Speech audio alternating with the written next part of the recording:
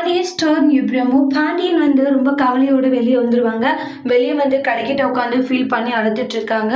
இந்த மாதிரி எல்லாம் பேசிட்டானே, நான் செந்தில எந்த அளவுக்கு கஷ்டப்பட்டு ஒவ்வொன்றுமே அவனுக்காக பண்ணியிருப்பேன், எனக்காக நீங்க என்ன பண்ணிட்டீங்கன்னு சொல்லி அவன் கேட்ட ஒரு வார்த்தை அப்படின்ட்டு நினைச்சு கவலைப்படுறாங்க.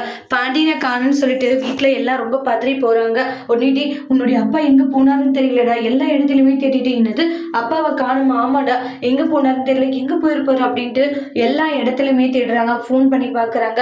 ஆனால் பாண்டியனுக்கு ஃபோனுமே ரீச் ஆகுறது இல்லை.